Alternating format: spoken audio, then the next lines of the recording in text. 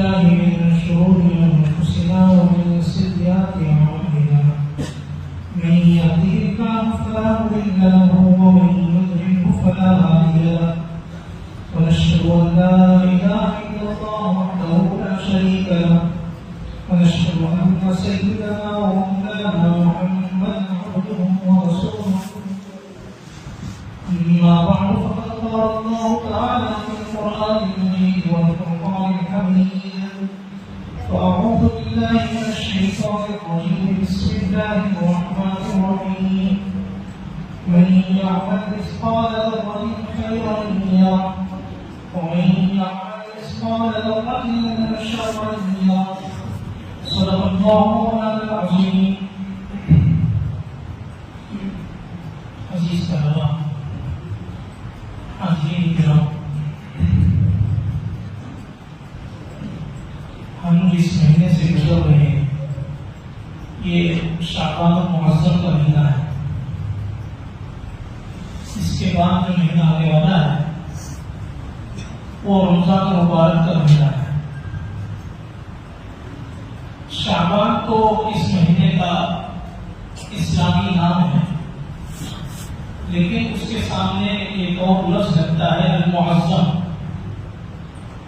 یعنی اس کا مطلب یہ ہے کہ عظمتوں والا مہینہ، عظمتوں والا مہینہ جس کا نام شعبان ہے. یہ جو آگے اس کا لفظ چلا ہے معظم، یہ بتانے کے لیے ہے کہ اس مہینے کو باقی مہینوں کے مقابلے میں بڑی فضیلت حاصل ہے، اسی لیے اس کے آگے لفظ لگا ہے المعظم. جیسا کہ ہم جانتے ہیں کہ اللہ تبارک و تعالیٰ نے کسی دن اور کسی مہینے کو نحوست والا نہیں بنایا. بعض لوگ بعض دنوں کو نحوست والا سمجھتے ہیں، بعض گھڑیوں کو نحوست والا سمجھتے ہیں، بعض مہینوں کو نحوست والا سمجھتے ہیں. اسلام یہ بتاتا ہے کہ کسی گھڑی میں، کسی وقت میں، کسی مہینے میں کوئی نحوست نہیں ہے. نحوست تو انسان کے اپنے برے اعمال میں، برے کردار میں اور بری نیتوں میں، جس کی وجہ سے نحوست پیدا ہوتی ہے. اللہ کی نافرمانی اور گناہ کے وہ کام ہے جس کی وجہ سے بے برکتی آتی ہے اور جس کی وجہ سے نحوستیں اترتی ہیں. لیکن اللہ نے کسی گھڑی اور وقت کے اندر نحوست نہیں رکھی ہے. اس کے برخلاف بہت سارے اوقات، بہت ساری گھڑیاں ایسی ہیں جن میں اللہ نے برکتیں رکھی. نحوست تو کسی گھڑی اور مہینے میں نہیں ہے، لیکن برکت بعض دنوں میں بھی ہے، بعض مہینوں میں بھی ہے. جمعے کے دن کو باقی دنوں کے اوپر فضیلت اسی لیے حاصل ہے کہ اللہ نے اس دن کے اندر برکت رکھی ہے. مہینوں میں سب سے زیادہ برکت رمضان مبارک میں اترتی ہے، اور اس کے بعد دوسرے بھی مہینے ہیں جن کو اللہ نے برکتوں والا مہینہ بنایا ہے. اسی میں سے یہ شعبان المعظم کا مہینہ ہے جس میں اللہ تبارک و تعالیٰ نے اپنی کچھ خاص برکتیں رکھی ہیں. اس مہینے کے ساتھ کچھ خاص چیزیں ہیں جو دوسرے مہینوں کے اندر نہیں ہیں. یہی وجہ ہے کہ رسول اللہ صلی اللہ علیہ وسلم جب رجب کا مہینہ شروع ہوتا تو اسی کا چاند دیکھ کر یہ دعا پڑھنے لگتے، اللہم بارک لنا فی رجب و شعبان وبلغنا رمضان، کہ اللہ ہم کو رجب اور شعبان کے مہینے میں برکتیں نصیب فرما اور رمضان مبارک کے مہینے تک ہم کو پہنچا دیجیے. تو پتہ چلا کہ رسول اللہ صلی اللہ علیہ وسلم نے دعا کی ہے کہ اس مہینے کی برکتیں ہم کو نصیب ہو اور یہ مہینہ ہمارے لیے بابرکت بنے. یہ تو حضور کی دعا ہے، اور دوسرا ہے کہ حضور کا عمل ہے. رسول اللہ صلی اللہ علیہ وسلم اس مہینے کے اندر اتنی کثرت سے روزہ رکھتے تھے کہ روایتوں میں آتا ہے کہ رمضان مبارک کے علاوہ کسی مہینے میں اتنے روزے حضور نہیں رکھتے تھے جتنے روزے شعبان میں رکھتے تھے. تو ایک صحابی حضرت اسامہ بن زید نے پوچھا، یا رسول اللہ، میں آپ کو دیکھتا ہوں کہ آپ رمضان کے بعد سب سے زیادہ روزے شعبان میں رکھتے ہیں، تو اس کی کیا وجہ ہے؟ حضور نے فرمایا ذالک شہر یغفل الناس عنہ بین رجب و رمضان، یہ ایک مہینہ ہے جو رجب اور رمضان کے بیچ میں آتا ہے اور عام طور سے لوگ اس کو غفلت میں گزار دیتے ہیں۔ رسول اللہ صلی اللہ علیہ وسلم نے نکیر فرمائی گویا کہ اور تنبیہ فرمائی کہ شعبان کا مہینہ جو رمضان اور رجب کے بیچ میں آتا ہے، اس کو عام طور سے لوگ غفلت میں گزار دیتے ہیں، حالانکہ یہ مہینہ غفلت میں گزارنے کا نہیں ہے۔ پھر حضور فرماتے ہیں کہ یہ وہ مہینہ ہے کہ ترفع الاعمال فیہا الی رب العالمین، کہ اس میں انسانوں کے اعمال اللہ تبارک و تعالی کی جناب میں پیش کیے جاتے ہیں۔ فأحب أن يرفع عملي وأنا صائم، تو میں چاہتا ہوں کہ میرا عمل جب اللہ کے بارگاہ میں پہنچے تو اس وقت میں روزے کی حالت میں رہوں، اس لیے میں کثرت سے اس مہینے میں روزے رکھتا ہوں۔ تو علماء فرماتے ہیں کہ ان احادیث سے دو باتیں سمجھ میں آئیں کہ شعبان المعظم میں جو برکت ہے، اس برکت کی سب سے بڑی وجہ یہ ہے کہ رمضان مبارک سے ملا ہوا ہے۔ رمضان مبارک سے ملا ہوا ہونے کی وجہ سے اس مہینے کے اندر برکت آ گئی۔ بالکل ایسے ہی اس کو سمجھیے جیسے ہم مسجد میں بیٹھے ہیں، مسجد بڑی بابرکت جگہ ہے، اللہ تبارک و تعالیٰ کی عبادت اور بندگی کی مقدس جگہ ہے۔ مسجد کی یہ چار دیواری جیسے برکت والی ہے، ایسے ہی مسجد سے لگا ہوا آنگن بھی برکت والا ہے، مسجد سے لگا ہوا حصہ بھی برکت والا ہے۔ اسی لیے مسجد کے قریب کھڑے ہو کر بھی کوئی بندہ زور زور سے باتیں کرے، گالی گلوچ کرے، تو لوگ بولتے ہیں کہ بھائی مسجد کے قریب کھڑے ہو کے ایسی باتیں کر رہے ہیں۔ اگر کوئی بندہ شراب وراب پی کے مسجد کے قریب آ جائے تو لوگ اس کو ہٹانے کی کوشش کریں گے، ارے دیکھو یہ بدقیانی کے اندر مسجد کے قریب آ رہا ہے، کہیں مسجد کے اندر گھس نہ جائے۔ تو مسجد جیسے بابرکت ہے اور برکتوں والی جگہ ہے، مسجد سے لگے ہوئے حصے بھی برکت والے ہیں۔ بالکل ایسے ہی اللہ تبارک و تعالیٰ نے رمضان مبارک کے مہینے کو برکت والا بنایا ہے، تو اس سے لگا ہوا جو مہینہ ہے یعنی شعبان المعظم، اس کو بھی اللہ نے برکت والا بنایا ہے۔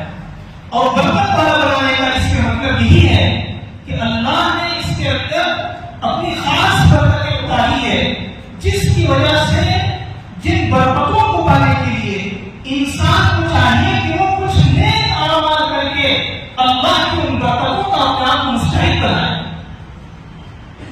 علماء نے ایک بڑی اچھی مثال دی ہے کہ دیکھیے ہم مسجد میں آتے ہیں، مسجد میں آنے کے بعد مسجد کا سب سے پہلا عادت یہ ہے کہ تحیۃ المسجد ہم نماز ادا کریں۔ تحیۃ کے معنی آتے ہیں تعظیم، تکریم۔ مسجد کے احترام میں ہم مسجد میں داخل ہو کر 2 رکعت نماز تحیۃ المسجد پڑھیں، پھر اس کے بعد دوسری نمازیں پڑھیں۔ اور دوسری جو نمازیں ہیں اس میں بھی کون سی ہیں؟ فرض سے پہلے عام طور سے اللہ تبارک و تعالیٰ نے سنتیں رکھی ہیں۔ فجر سے پہلے 2 سنتیں ہیں، اس کے بعد فجر کی فرض نماز، ظہر سے پہلے 4 سنتیں ہیں، اس کے بعد ظہر کی 4 رکعت فرض نماز۔ آج جمعے کا دن ہے، جمعے کے دن بھی جمعے کی نماز سے پہلے سنتیں ہیں، عصر سے پہلے بھی سنتیں ہیں، عشاء سے پہلے بھی سنتیں ہیں۔ کسی جگہ پر مؤکدہ ہے، کسی جگہ پر غیر مؤکدہ ہے، لیکن فرض عبادت سے پہلے اللہ نے نفل عبادت رکھی ہے، سنت عبادت رکھی ہے۔ کیوں؟ یہ فرض کی تعظیم ہے، فرض کی تکلیف ہے کہ انسان فرض ادا کرنے سے پہلے 2 رکعت نماز پڑھے، 4 رکعت نماز پڑھے، ان نمازوں کو جو بہتر طریقے سے ادا کر کر پھر فرض نماز پڑھے گا تو اس کا فرض بہت بہتر طریقے سے ادا ہوگا اور اللہ کے پاس اس کا مقام بہت بڑھ جائے گا۔ اور یہ بات ہم میں سے ہر ایک محسوس کر سکتا ہے کہ جب اذان ہو فوراً نماز کی تیاری کریں، مسجد میں آئیں اور 2 رکعت 4 رکعت سنت جو بھی ہے پڑھ کر ہم فرض کے لیے کھڑے ہوں تو ہماری فرض نماز بہتر بنتی ہے۔ اس کے برخلاف اگر ہم مسجد میں آئیں جب ایک رکعت ہو گئی ہے، 2 رکعت ہو گئی ہے، اب ہم نماز پڑھتے ہیں تو نماز ہمارے ذہن سے اتر جاتی ہے، لیکن دل میں محسوس کرتا ہے کہ ہماری نماز میں کچھ کمی رہی ہے۔ وہ کمی کیوں پیدا ہوئی؟ وہ اسی لیے کہ فرض سے پہلے کی جو سنتیں اللہ نے رکھی تھی وہ سنتیں ہمارے سے مس ہو گئی۔ ان سنتوں کو پڑھنے کے بعد جب انسان فرض پڑھتا ہے پھر اس کا فرض بہت اچھے طریقے سے ادا بھی ہوتا ہے اور اللہ کے پاس مقبول بھی ہوتا ہے۔ بالکل ایسے ہی بھائیوں سمجھنے کی بات ہے کہ رمضان مبارک کے مہینے اللہ نے فرض فرمائے، لیکن اس سے پہلے شعبان کے روزے بھی ہیں۔ اور شعبان کے روزے کیوں ہیں؟ اس کی ایک وجہ رسول اللہ صلی اللہ علیہ وسلم نے یہ بیان فرمائی کہ انسانوں کے اعمال اللہ کے پاس پیش کیے جاتے ہیں۔ اور دوسری بات روایتوں میں رسول اللہ صلی اللہ علیہ وسلم نے یہ بھی فرمایا کہ رمضان سے پہلے شعبان کے روزے اس لیے رکھتا ہوں کہ لتعظیم کے رمضان کی تعظیم میں رکھتا ہوں۔ رمضان کے جو فرض روزے ہیں اس کے آنے سے پہلے روزے رکھ کر اپنے آپ کو تیار کر لیں، اپنے نفس کو اس کا عادی بنا لیں، اپنی طبیعت کے اندر روزوں سے مناسبت پیدا ہو جائے۔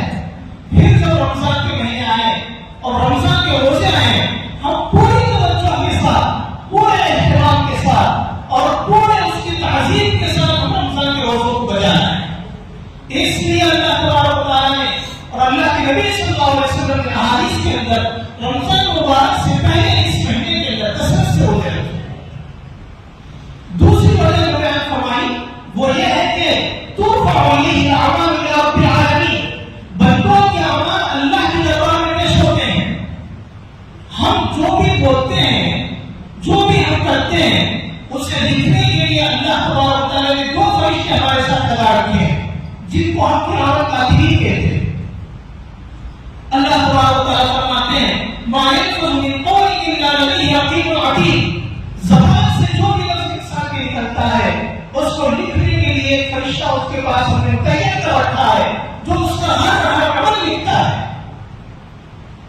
حتیٰ کہ روایتوں میں آتا ہے کہ جب انسان بولتا ہے کہ میں کھایا، میں پیا، میں آ رہا ہوں، میں جا رہا ہوں، میں 2 منٹ کے بعد تم سے ملوں گا، میں جو بھی ہم زبان سے لفظ نکالتے ہیں ہر چیز ریکارڈ ہو رہی ہے، ہر چیز لکھی جا رہی ہے۔ لیکن جب اللہ کے دربار میں پیش ہوتا ہے تو اللہ تبارک و تعالیٰ اس کے اندر سے وہ ساری چیزیں مٹا دیتے ہیں جو انسان اپنے روز مرہ کی ضرورت میں بولتا ہے۔ پھر نامہ اعمال میں صرف 2 طرح کی چیزیں باقی رہ جاتی ہیں، یہ ہمارے نیک اعمال باقی رہ جاتے ہیں، دوسرے ہماری برائیاں باقی رہ جاتی ہیں۔ باقی ضرورت کی جتنی باتیں کرتے ہیں وہ سب ریکارڈ ہو کے خدا کے پاس پہنچتا ہے اور ان کو اللہ ساری ضرورت کی باتوں کو مٹا دیتے ہیں۔ وہ باتیں جو گناہ کی باتیں ہیں یا وہ کام جو نیکیوں کے ہیں اللہ اسے تو محفوظ رکھتے ہیں اور باقی سب کو مٹا دیتے ہیں۔ علماء فرماتے ہیں کہ اللہ تبارک و تعالیٰ نے قرآن مجید کے اندر جو فرمایا ہے یمحو اللہ ما یشاء ویثبت، کہ اللہ جسے چاہے مٹاتے ہیں، جسے چاہے باقی رکھتے ہیں۔ اس کا یہی مطلب ہے کہ اللہ نیک اعمال اور برے اعمال کو باقی رکھتے ہیں، باقی ساری چیزوں کو مٹا دیتے ہیں۔ تو احادیث میں دیکھنے کے بعد یہ معلوم ہوتا ہے کہ انسانوں کے اعمال اللہ کے دربار میں 3 مرتبہ پیش ہوتے ہیں۔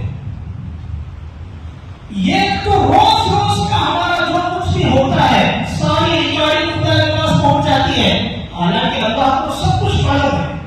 انسان کے پیدا کرنے سے پہلے اللہ کو معلوم ہے کہ کون بندہ پیدا ہونے کے بعد کیا کیا کام کرنے والا ہے، لیکن اللہ کا یہ سارا نظام یہ سسٹم سے چلتا ہے، یہ ترتیب سے چلتا ہے۔ اللہ نے اس کے لیے ہمارے نیک اعمال کو، برے اعمال کو، ہر چیز کو ریکارڈ کرنے کے اللہ نے فرشتے لگائے۔ تو وہ فرشتے ہمارے ساتھ لگے رہتے ہیں اور آپ نے سنا ہوگا کہ صبح فجر کی نماز میں چند فرشتے آتے ہیں جو عصر کی نماز تک انسانوں کے اعمال ریکارڈ کرتے رہتے ہیں۔ پھر عصر کی وقت میں ڈیوٹی بدلتی ہے، پھر وہ فرشتے اوپر جاتے ہیں اور دوسرے فرشتے آتے ہیں جو انسانوں کے ساتھ فجر کر رہتے ہیں۔ تو ہمارے جو اعمال ہیں وہ روز کے روز اللہ کے دربار میں پہنچ رہے ہیں کہ روزانہ کی ایک جو ہے نا ہمارے رہی ہے اللہ کے پاس اور وہاں جان کر جمع ہو رہی ہے. دوسرا ہمارا جو رفع اعمال کو اللہ جو اٹھاتے ہیں وہ ڈیلی کے بعد دوسرا ہے ویکلی. ہر ہفتے میں اللہ تبارک و تعالیٰ 2 مرتبہ ہمارے اعمال کو اپنے دربار میں فیض کی جمع کرواتے ہیں. حدیث میں رسول اللہ صلی اللہ علیہ وسلم فرماتے ہیں تو رسول اعمال یوم الاثنین والخمیس کے پیر اور جمعرات کے دن انسان کے اعمال اٹھا کے اللہ کے دربار میں پہنچائے جاتے ہیں. فأحب أن أصوم فأحب أن يعرض عملي وأنا صائم. حضور فرماتے ہیں مجھے یہ بات بہت پسند ہے کہ میں پیر اور جمعرات کا روزہ رکھوں اس لیے کہ اس دن میرے اعمال اللہ کے دربار میں پہنچے. تو پیر اور جمعرات کو بھی جو روزے رکھتے ہیں اس کی وجہ یہی ہے کہ ان دنوں میں ہمارے اعمال اللہ کے دربار میں پہنچتے ہیں. یہ ہفتے کی فیض جمع ہو رہی ہے. یہ ہفتے کی پوری فیض 2 مرتبہ جمع ہو. تیسرا وہ مرتبہ وہ مقام ہوتا ہے, مرحلہ ہوتا ہے جو یہ شعبان کا مہینہ ہے. شعبان کے مہینے میں پورے سال کی فیض اللہ ایک جمع کر کے اس کو ایک جو ہے نا محفوظ کر دیتے ہیں. انسان بہت سارے برے اعمال بھی کرتا رہتا ہے لیکن اللہ اس سے نیک کاموں کی توفیق دیتے ہیں. نیک کاموں کے بدلے میں جو برائیاں مٹ گئی ان برائیوں کو مٹاتے رہتے ہیں اور جو نیک کام کیا ہے اس کو محفوظ کرتے رہتے ہیں. بعض مرتبہ ایسا بھی ہوتا ہے کہ انسان اپنی بدبختی سے نیک کام کرنے کے بعد بہت سارے ایسے کام کر لیتا ہے جس کی وجہ سے اس کے نیک کام غلط ہو جاتے ہیں. تو سال کا ریکارڈ اللہ تبارک و تعالیٰ شعبان کے مہینے میں جمع کرے. تو اللہ کے نبی صلی اللہ علیہ وسلم فرماتے ہیں یہ وہ مہینہ ہے جس مہینے میں ہمارے اعمال اللہ کے دربار میں پیش ہوتے ہیں. اس لیے کثرت سے اس شعبان کے مہینے میں روزہ رکھنا پسندیدہ ہے. اور اس شعبان کی اور ایک بہت بڑی فضیلت کی بات یہ بھی ہے کہ اس شعبان کے مہینے میں درمیان میں ایک رات آتی ہے جس کو لیلۃ البراءۃ کہتے ہیں, یعنی شب برات. برات کے معنی عربی زبان میں آتے ہیں نجات اور معافی اور اس کو چھوڑ دینا. لیلۃ البراءۃ جس کو ہم شب برات بولتے ہیں اس شب برات کی احادیث کے اندر بڑی فضیلت آئی. حضرت ابو موسیٰ اشعری رضی اللہ عنہ کی روایت ہے, فرماتے ہیں کہ رسول اللہ صلی اللہ علیہ وسلم نے ارشاد فرمایا ان اللہ یطلع لیلۃ النصف من شعبان. اللہ شعبان کی 15ویں رات کو مخلوق کی طرف متوجہ ہوتے ہیں. فیغفر لجمیع خلقہ اور اپنی ساری مخلوق کو اللہ تبارک و تعالیٰ معاف کر دیتے ہیں الا للمشرکین اور مشاہدین, سوائے 2 بندوں کے, یہ جو اللہ کے ساتھ شرک کرتا ہو اور دوسرا جو دلوں کے اندر میل کچیل اور بغض رکھتا ہو. تو جو بندے ایسے ہیں جن کی آپس میں لڑائی ہے, آپس میں جن کے قدر تعلقات ہیں, آپس میں ایک دوسرے کے دلوں میں میل ہے, ایسا کے اعمال جب اللہ کے دربار میں پیش ہوتے ہیں اللہ تبارک و تعالیٰ کہتے ہیں ان کے اعمال اور ان کی فعل کو بھی باقی رکھو, ان کے گناہوں کو ہم معاف نہیں کریں گے جب تک کہ لوگ آپس میں ایک دوسرے کو معاف نہیں کریں گے. آپس میں جب تک ان کے دلوں کی صفائی نہیں ہوگی, آپس میں جب تک ان کی محبتیں پیدا نہیں ہوگی, اس وقت تک ہم بھی ان کے گناہوں کو معاف نہیں کریں گے.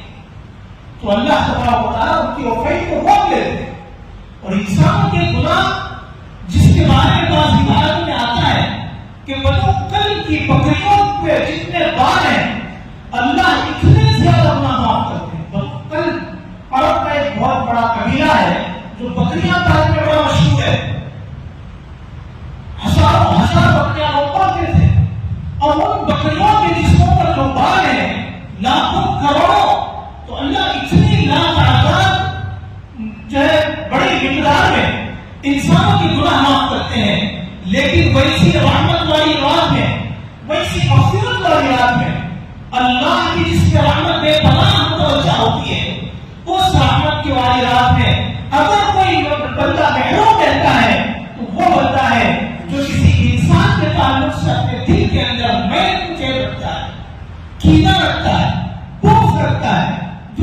عدالت ہے. حدیث میں رسول اللہ صلی اللہ علیہ وسلم نے عورت موقع پر فرمایا کہ جن لوگوں کی مغفرت نہیں ہوتی اس میں سے یہ قاتل الرحم رشتہ داریوں کو کاٹنے والا بھی. 2-4 دن کے بعد شب برات کی وہ مبارک رات اللہ ہم کو نصیب کرنے والے ہیں. اللہ کرے کہ ہم سب کو نصیب ہو اور اللہ اس رات کی رحمتوں اور برکتوں سے امت مسلمہ کے لیے فرد کو اللہ تبارک و تعالیٰ علامات فرمائے.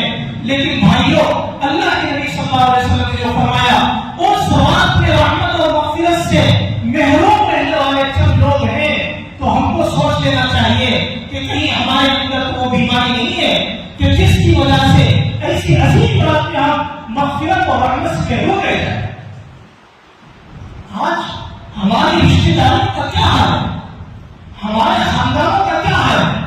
کتنے لوگ ہم میں سے ایسے ہیں جن کے دلوں میں بھائی بہنوں کی نفرتیں بھری ہوئی ہیں، رشتہ داریوں کو معمولی سمجھ لیا اور خودی رشتے جو اللہ نے بنائے ہیں ان خودی رشتوں کو اللہ نے محبت کے لیے، اپنائیت کے لیے، زندگی کو پربہار بنانے کے لیے، انسانیت کا اور محبت کا پیغام دینے کے لیے، محبتوں کو بانٹنے کے لیے اللہ نے اللہ نے ہم کو خاندان نصیب کیا، رشتہ داری نصیب کی. ہم نے ان رشتہ داروں کے ساتھ کیا سلوک کر رکھا ہے؟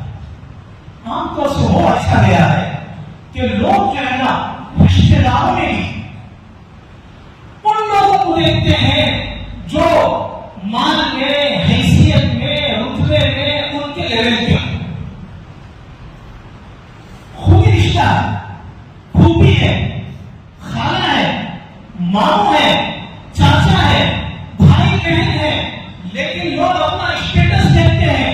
ہمارے اسٹیٹس کے جو ہوں گے، ہمارے لیول کے جو ہوں گے ان رشتہ داروں کے ساتھ اچھا تعلق ہوگا. جو رشتہ دار ذرا غریب ہیں، ذرا بیچارے محتاج ہیں، ذرا عقل میں، تجربے میں ہم سے کم ہیں اور بعض وجہ سے وہ بیماری میں مبتلا ہیں یا ان کے بچے اتنے اچھے نہیں ہوئے جتنے کہ ہمارے بچے اچھے ہوئے، تو ان کے ساتھ ہمارا برتاؤ بدل جاتا ہے، ہمارا ان کے ساتھ انداز بدل جاتا ہے، ہمارا ان کے ساتھ رکھ رکھاؤ کا طریقہ بدل جاتا ہے. جو ہمارے ساتھ اچھا برتاؤ کرتے ہیں ہم ان کے ساتھ اچھا برتاؤ کرتے ہیں، جو ہمارے ساتھ برا سلوک کرتے ہیں ہم بھی ان کے ساتھ ویسے تیسے معاملہ کرتے ہیں. رسول اللہ صلی اللہ علیہ وسلم فرماتے ہیں لیس الواصل بالمقافی، برابر سرابر بدلا دینے والا رشتہ داری کو چھوڑنے والا نہیں، بلکہ الواصل الذی اذا قطع رحمه وصله، کہ دراصل رشتہ داریوں کو چھوڑنے والا وہ بنتا ہے جو تمہارے ساتھ برا سلوک کرے لیکن پھر بھی تم اس کے ساتھ اچھا سلوک کرو، جو تمہارے ساتھ سختی سے پیش آئے لیکن تم ان کے ساتھ نرمی سے پیش آؤ، جو تمہارے ساتھ جہالت کا برتاؤ کرے تم اس کے ساتھ سمجھداری کا معاملہ کرو، جو تمہارے ساتھ اچھا رویہ نہ اپنائے پھر بھی تم اس کے ساتھ اچھا رویہ اپناؤ. کیوں؟ اس لیے کہ اللہ نے رشتہ داریاں بنائی ہیں، اللہ نے ان رشتہ داریوں کو بنا کے ہم پر بہت بڑا احسان کیا ہے. یہ اللہ کی بہت بڑی نعمت ہے. رسول اللہ صلی اللہ علیہ وسلم فرماتے ہیں لا يدخل الجنة قاطع الرحم، رشتہ داریوں کو کاٹنے والا کبھی بھی جنت میں داخل نہیں ہوتا ہے جب تک کہ وہ اپنے برے اعمال کا بدلہ نہ چکھے. حضرت شیخ الحدیث زکریا رحمۃ اللہ علیہ نے فضائل اعمال میں ایک واقعہ نقل کیا ہے کہ مکہ مکرمہ میں ایک بہت بڑا امانتدار شخص رہتا تھا، بہت عابد اور زاہد، بہت عبادت گزار اور امانتوں میں، عبادتوں میں اس کا بہت اچھا نام تھا. یہ ایک بندہ اس کے پاس گیا، اپنی 1000 اشرفیاں اس کے پاس امانت رکھوایا اور بولا کہ چند دن کے بعد میں اکیلے لیتا ہوں. جب چند دن کے بعد گیا تو اس انسان کا انتقال ہو چکا تھا. اب یہ بڑا پریشان ہوا، اس کے بچوں کو جا کے پوچھا تمہارے باپ کے پاس میں نے امانت رکھوائی تھی، کیا تمہارے باپ نے کچھ بتایا اس کے بارے میں؟ بچوں نے کہا ہم کو کچھ نہیں معلوم. تو وہ انسان پریشان ہو کے علماء کے پاس گیا تو علماء نے کہا کہ ایسا کرو کہ تم زمزم کے کنویں پہ جاؤ، وہاں جا کے اس کا نام لے کے پکارو، اگر اس کے اندر سے اس کی آواز آئے تو پھر اس سے پوچھ لو کہ بھائی تم نے میری امانت کہاں رکھی. تو وہ بندہ گیا اور جا کے اس نے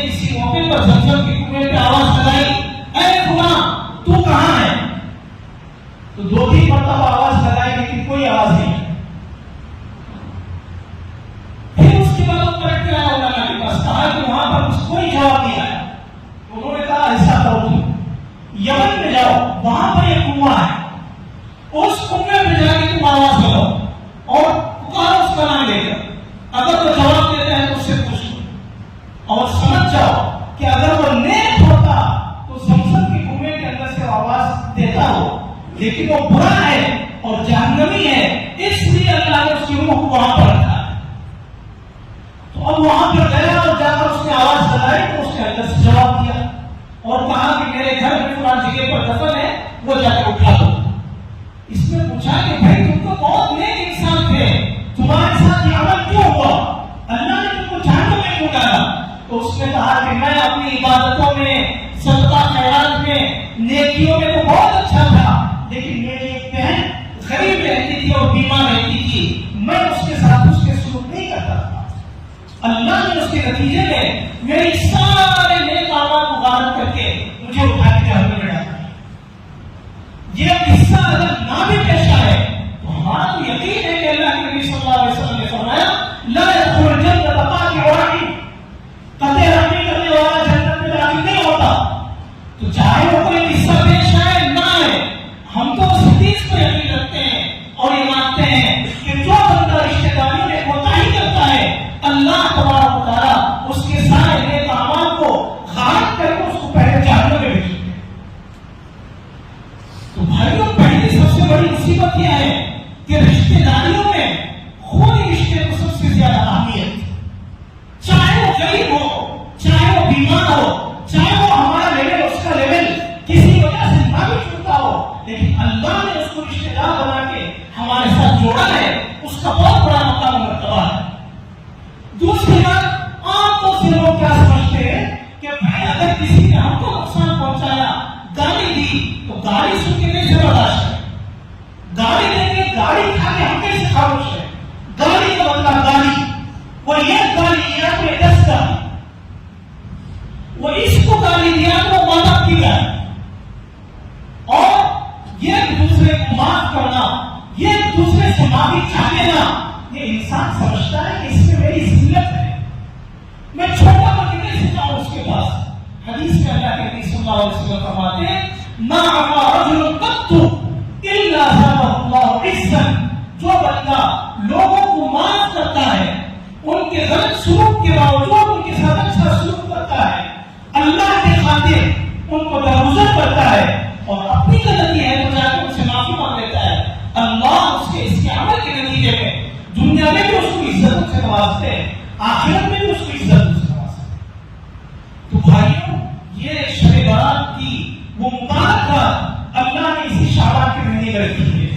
تو شعبان کا مہینہ بڑی برکت والا, بڑی رحمت والا, رمضان کی تیاریوں والا, رمضان کی تیاری سے پہلے اپنے گناہوں کی معافی چاہ کر رشتہ داروں کے ساتھ اس کے سلوک قائم کر کے اور اپنے دلوں کو میل کچیل سے صاف کر کے اللہ کی رحمتوں کو حاصل کرنے والا یہ مہینہ ہے, جس مہینے میں ہم کو ان ساری باتوں پر غور و فکر کرنے کی ضرورت ہے. اور اللہ نے جو قیمتی رات بنائی ہے, اس قیمتی رات سے بالخصوص فائدہ اٹھانے کی رات ہے. لیکن ہم لوگوں نے, بعض لوگ تو اسے تو یہ کہتے ہیں کہ شب برات کی کوئی فضیلت نہیں ہے. وہ لوگ جو یہ بولتے ہیں وہ بھی غلطی کرتے ہیں. شب برات کی فضیلتیں حدیثوں کے اندر ثابت ہیں. علماء نے کہا کہ یہ خاص رات ہے, یہ برکتوں والی رات ہے, مغفرتوں والی رات ہے. حدیثوں میں اس کا تذکرہ آیا ہے, اس کا انکار کرنا محرومی کی بات ہے, اس کا انکار نہیں کرنا چاہیے. اس رات سے برکتوں کے سمیٹنے کا عمل ہمارا جاری رہنا چاہیے. دوسرے بعض لوگ ایسے ہیں جنہوں نے شب برات کو تماشا بنا لیا, بالخصوص ہمارے نوجوان پتہ نہیں عجیب عجیب تماشے کرتے ہیں اور اتنی بےراہی کا شکار ہیں اور ایسے الٹے سیدھے کام کرتے ہیں, اور وہ سارے کام میں لگ جاتے ہیں جو کام شریعت سے ثابت نہیں. اس رات میں تو اپنے آپ کو اللہ کے سامنے جھکا کر اپنے گناہوں